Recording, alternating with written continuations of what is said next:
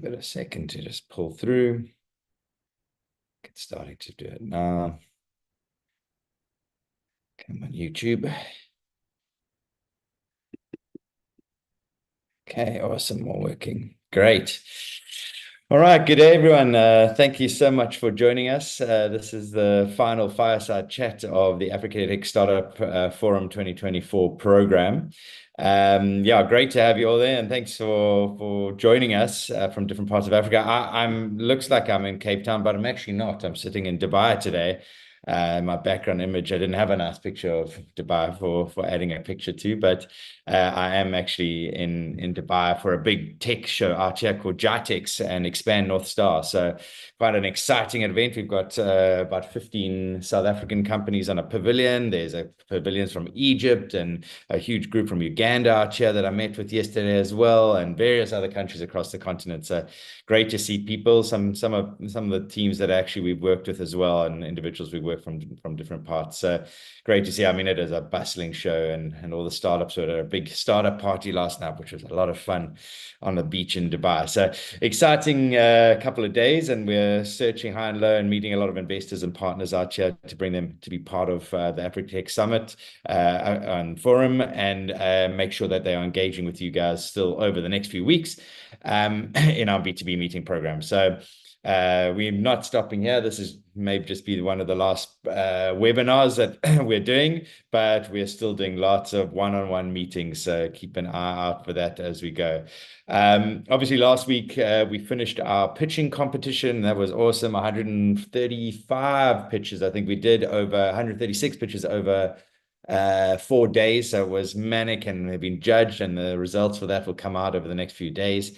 But well done to all of you for pitching. There were some amazing companies. I didn't really understand the scope and the amazing companies that we had until I sat as a juror last week. And what an awesome group that's been a part of this program. So very exciting. But yeah, I won't take up any more of this time. It's Renee. So I'd just like to introduce Renee. You can see her on camera with me. So Renee Parker, she's a powerhouse social impact entrepreneur who's on a mission to change the world, one community at a time. As the dynamic CEO of Rlabs, she's taken what started as a small community project in Cape Town and transformed it into a global award-winning movement. Today, Rlabs' ripple effect spans 23 countries and has touched the lives of 20 million people since its launch in 2009. Renee's superpower is empowering women to thrive in tech and business. Whether she's guiding startups or working with innovation hubs across Africa, Renee brings her magic through mentorship and strategic leadership. She's a frequent flyer on the global stage, known for delivering captivating talks, and we're looking forward to one here today, on innovation, social entrepreneurship, living labs, and her passion for women empowerment through technology. When Renee isn't busy shaping the future of social ventures, she's consulting with private and public sector giants, driving international development and sparking community innovation wherever she goes. With her energy, vision, and commitment to making a difference, Renee is a name you will not forget. Don't forget it. She's one of the world is lucky to know. So get to know her over this. She'll tell you a lot more than I've just told you there. And we're looking forward to this. So Renee, I'm going to hand over to you. Please start sharing your slide. I'll let you know that it's all working, but yeah, handing over to your side.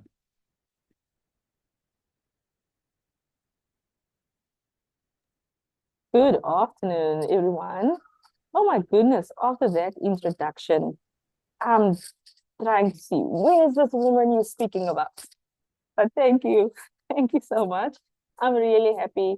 I'm happy to be here today. I'm happy to see all the names on the screen. I can't exactly see the faces just yet, but I'm really excited. So, as you heard, my name is Renee Parker. I'm absolutely passionate about people. I believe 100% that the world's most underutilized resource is its people. And I get to live out my dream at Rlabs by unlocking the potential. So every day I really see it as a adventure and a venture sometimes. Because we're always looking at how do we make sure that people can have livelihoods, How are people able to take care of themselves? How can people solve their own problems? You know, when people are having the problems, they actually become the experts. So I think a lot of the time we want to come in and save someone where people are able to save themselves. And our responsibility is really just creating environments for that. But enough about that. I want to just share a couple of stories. I thought I will use um, some of the stories in Rlabs that has shaped us over the last 15 years. Yeah, and it's of course all starts with people. So I of course had to title my topic and my talk today, but it's really building economies of hope, and that's what we're about. So this young lady on the screen, I showed her this photo earlier on, and I said, Suzanne, I'm going to share your story today. And she said, oh, let me see what photo you're using of me. So this is Suzanne. She's a young lady that joined our organization over 10 years ago. So today she heads up our Rlabs Academy. We have an academy, which is one of our flagship programs where we've graduated over 2 million people. And she co-founded one of our projects or programs that we've run with the Western Cape government called the Youth Cafe. Yeah, and this was just something that happened. She's actually sitting in the Youth Cafe. This is a picture of her right there. And today she's working closely with the Development Bank of Southern Africa, rolling out digital hubs across South Africa.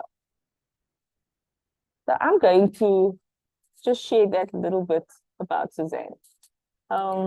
This is also a picture of Cape Town. This is this beautiful city that I live in. When you Google Cape Town, South Africa, this is probably the picture that's going to pop up on your screen, right? And people will look at this, wow, look at the ocean and the mountains, and everything looks beautiful and green and fresh, right? And lots of tourists would come to this. And we see it, right? Cape Town is known for its conferencing, being conferencing season, right? Every week there's a big conference happening in Cape Town. But Suzanne, that I shared about earlier on, did not come from this side of Cape Town. I'm going to share where she came from. So she came from the other side of Cape Town. And you know, one of the things that we realize is that when we're looking for talent, when we're looking for potential, you're definitely going to find it in the most unlikeliest places. But if we're not in the unlikeliest places, we are not going to find it. And so this is one of the communities. It's called in Cape Town. There's an area called the Cape Flats. You'll see Table Mountain on the other side.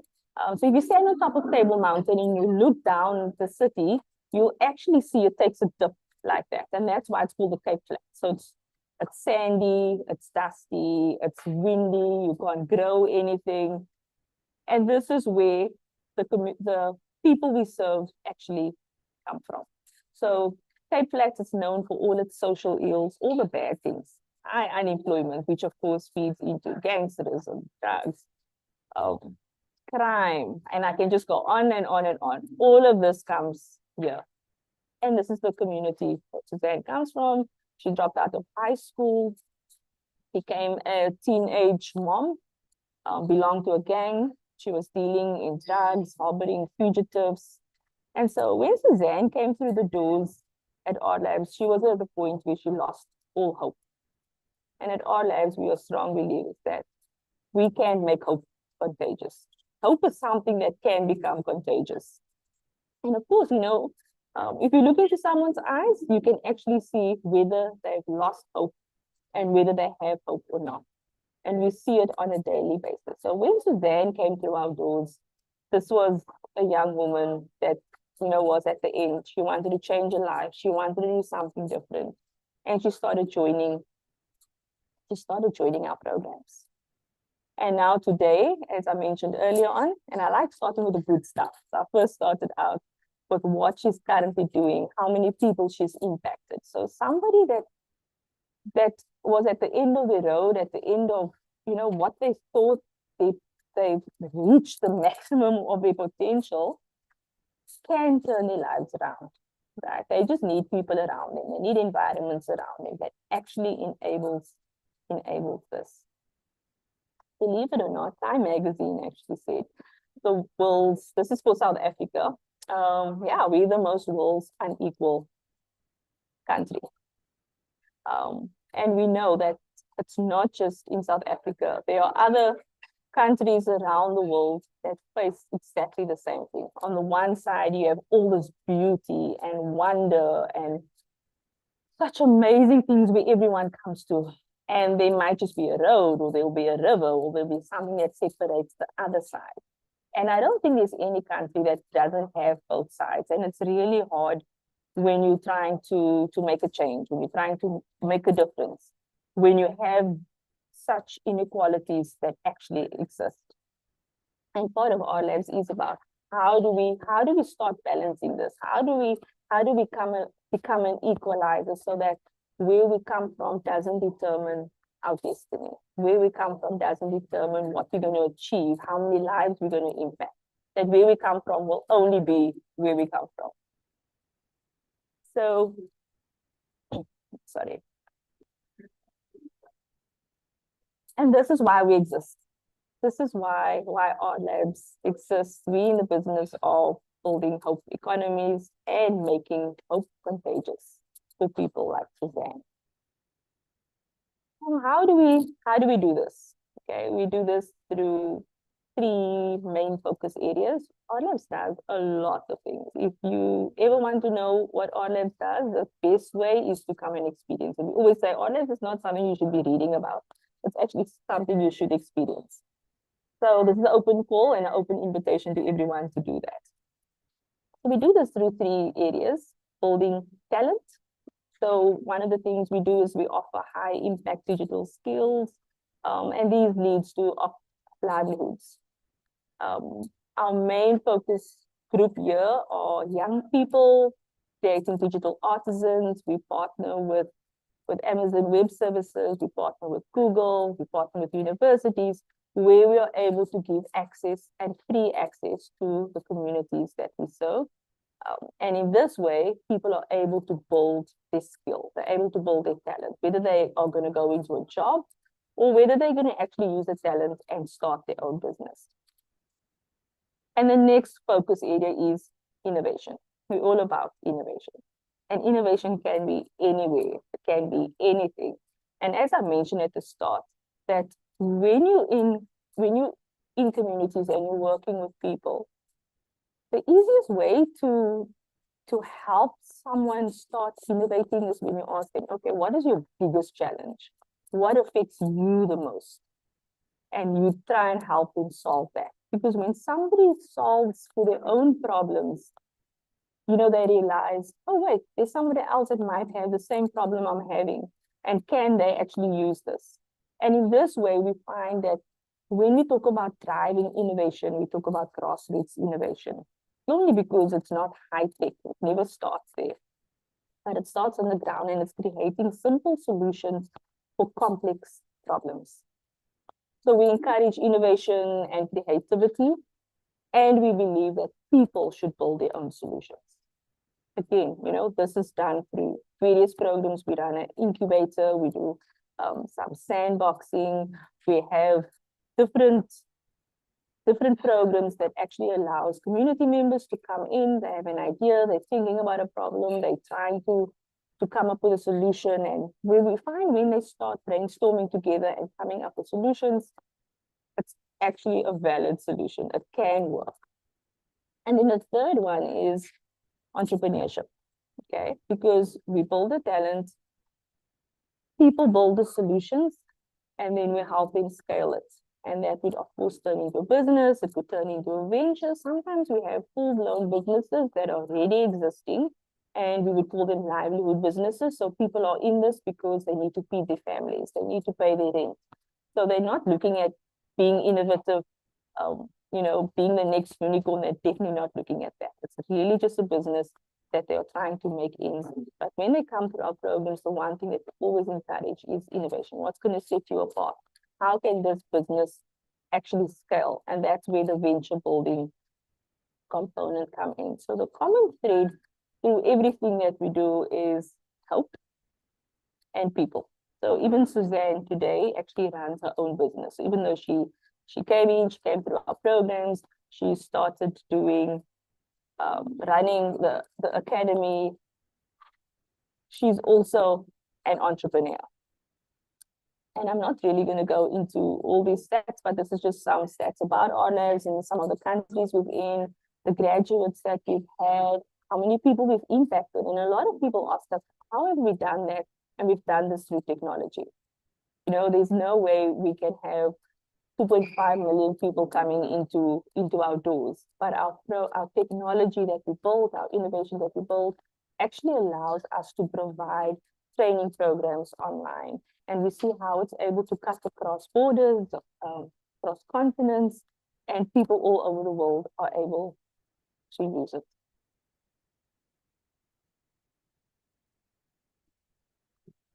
And yeah, that's been the journey for the last 15 years. And we, you know, how we've managed to achieve the milestones is really by creating an environment where hope is ignited and shared, and that leads to the reconstruction of communities.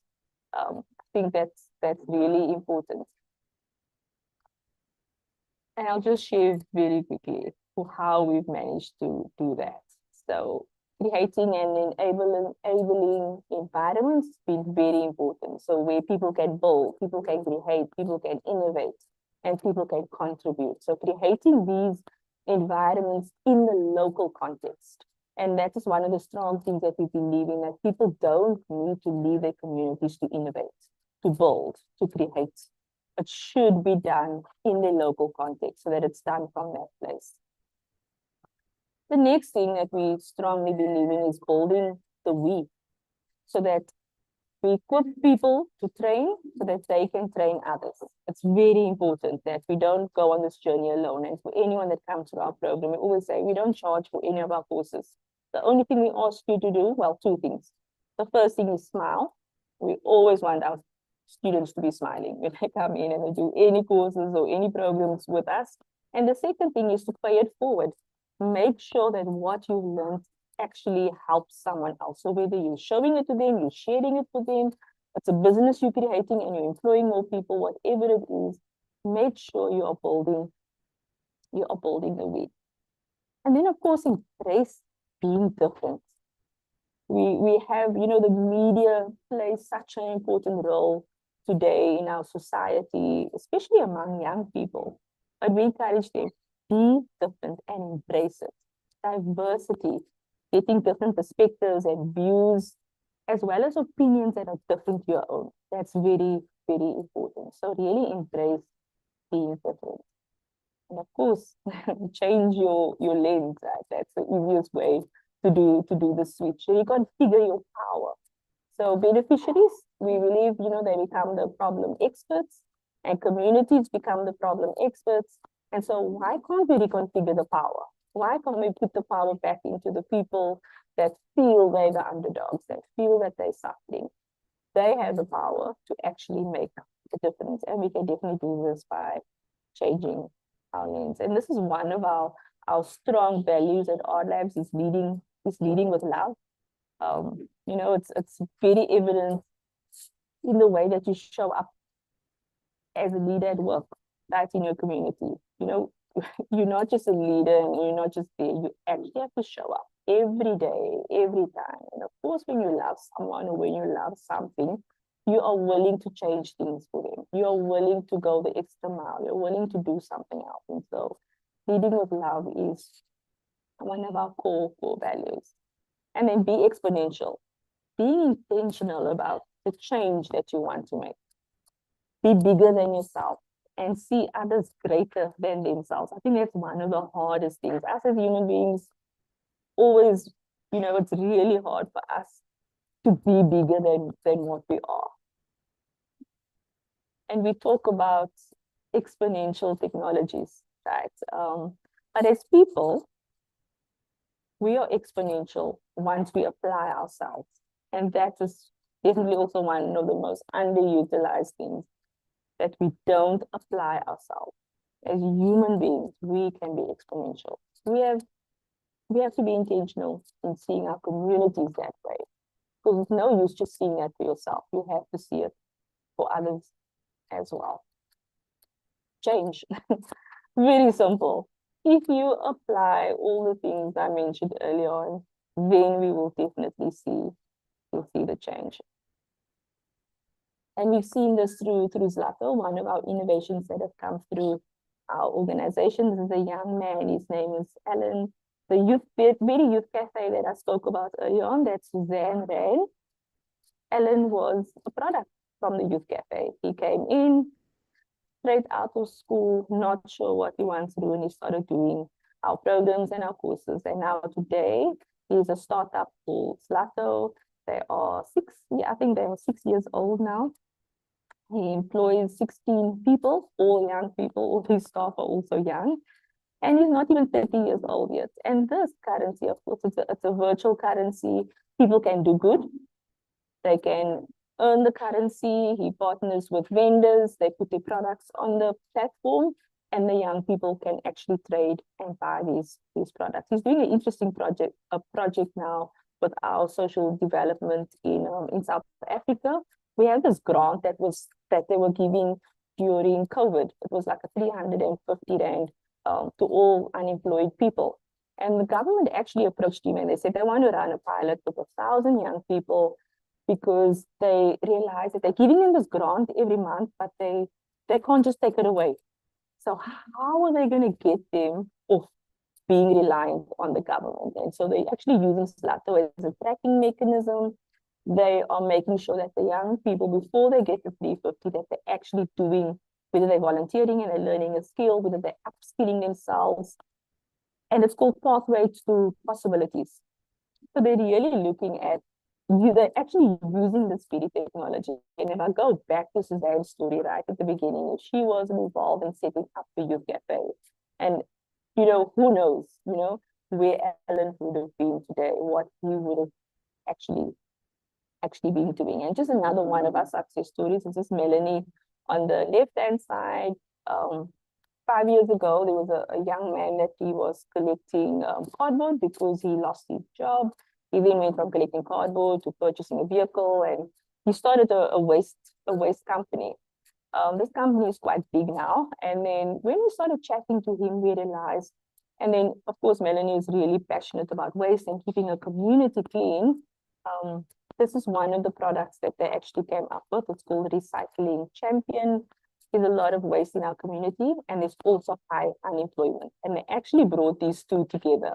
So the waste pickers will collect the waste, they'll bring it to a recycling champion, they'll actually get paid for it. The recycling champion has an off-taker, which we provide them with, and the waste gets sold. So, you talk about circular economy, and this is exactly it, because the money actually stays in the environment. We now have mobility entrepreneurs, because we actually needed people to be driving the waste away. So now it's not just the waste pickers that are actually becoming entrepreneurs and people in their homes that are receiving the waste, and they're employing 2 to 3 people per household now, so per business. And they were all unemployed before, because that's one of the criteria that you have to be unemployed. So they're creating jobs. The waste pickers are finding a place close to them to get rid of their waste, and they're getting cash immediately for it.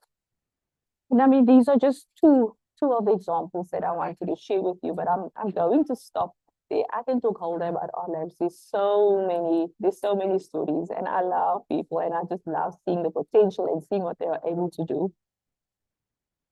But yeah, this is one of the ventures that has really been growing and taking off, and just seeing the young entrepreneurs turning something from taking nothing, and turning it into something. So thank you. And that's it from me. Thank you so much. Awesome. Thank you so much, Renee, for giving us that outline. We're keen to take some questions from the group now, just for Renee. You can please go ahead and raise your hands, and then you're welcome to ask a question. I'll then call your name out to ask your question, and then you can unmute yourself and put your cameras on. Have we got any questions from the audience? No, everyone's quiet. No hands. All right, maybe I'll start with one. Renee, also here, I mean, I know you're quite involved in the Rlabs program coming up Mm. in Cape Town. How do you see that starting to bring together the various ESOs and opportunities across Africa as well within sort of the social work that you're doing, social networking you're doing? So this year, Rlabs is hosting the Labs gathering. It's an annual gathering that happens every year. Labs is a network of innovation hubs across the continent. We are over 400 member hubs, and 53 countries are represented. So every year we are in a different country. And last year, as Rlabs, we decided that we're going to put in a bid to host the gathering, because we wanted the entire continent to come to the southern tip of Africa. I don't think there's anything better than that. The Mhm. theme is called Uniting Innovation. And we've seen, over the last couple of months, just in preparation, and of course for us, we're a social enterprise, we're not conference organizers, it's not our business, but it's forced us to partner with people in the ecosystem. And in doing this, it's really interesting because you would look at another organization, you look at another ESO, and you're like, oh, they're doing great and they're doing well, and this is their box, and you would literally put them in the box.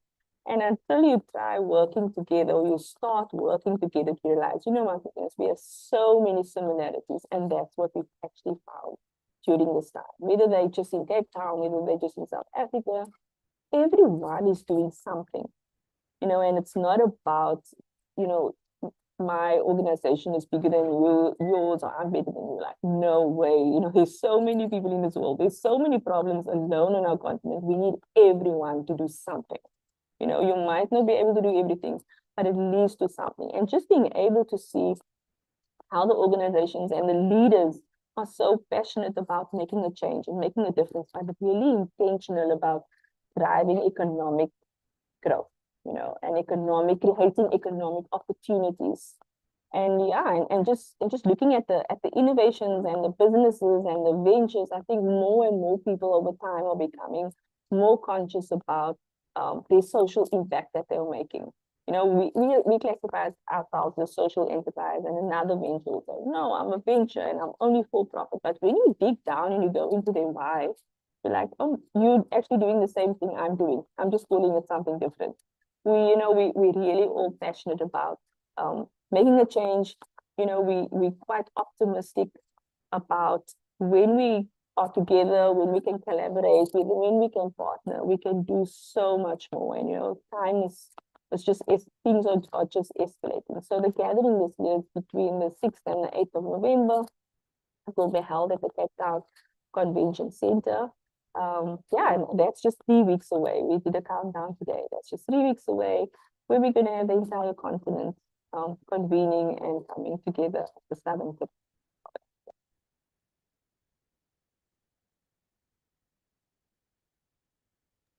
To unmute myself. Right. I don't see any other questions. And anybody got anything else that they're interested to ask Renee? Now it's the right time to ask. She's available to you.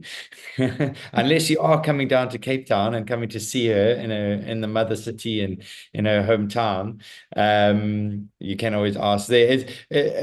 Just getting involved in Afrilabs as well, Renee, maybe a little opportunity there. Who do they contact, and who have you got coming at the moment? That's also a nice thing, down to Cape Town from across the continent. Who's confirmed? So we have, I think, 30 of the countries will be represented. I mean, that's just the data that I've seen so far. We also have delegations coming from Saudi Arabia, from Korea, I think, from South America. Yeah, and so there's different, delegations outside of the continent that have made a point. And even France, the French are also saying, let's come to Africa and let's see what's happening. So there are quite a few delegations coming. And the gathering itself, it's not just aimed at entrepreneurs, or it's not just aimed at investors, it's not just aimed at governments, it's all the ecosystem builders and players that come together. And I think that's one of the unique things about the content itself, that it's not just focused on one specific area. Yes, our theme is uniting innovation, but we understand that we need all the partners to collaborate to actually fulfill that. So we have governments, we have different ministers, we have ambassadors coming, and then we have corporates, we have development agencies, financial institutions coming, investors, yeah, angel networks, and then we have the entrepreneurs and the ventures, and we have the hubs that are all coming together. Awesome. Okay, I don't see any other questions. I've got another one for you just to finish off as well. If you could give one piece of advice to future social entrepreneurs, what would it be?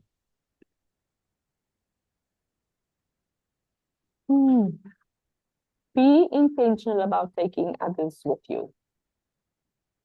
Because we think that we just gonna do something and everyone else is gonna follow. It doesn't always work like that. We have to be intentional about taking others with us and leaving no one behind.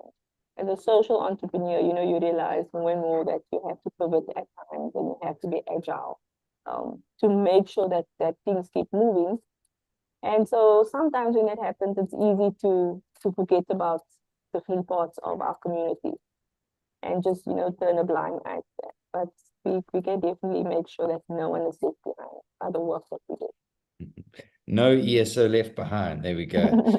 Nice finish. Cool. Well, thank you very much, Renee, for your insight today. It was really great and great to know about what you are doing.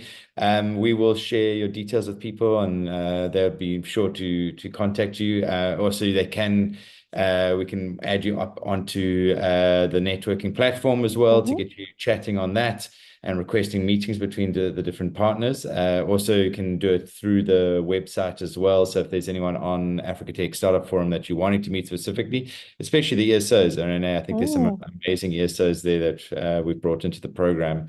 I see Donna's here from Uganda. She's actually down the road from me in Dubai at the moment.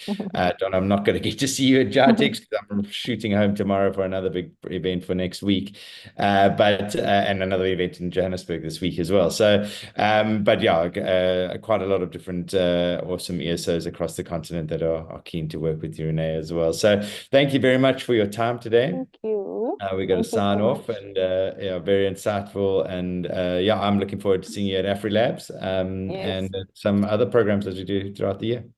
Okay. Thank you. Thank you so much, everyone. Have a good day. Thanks, hey.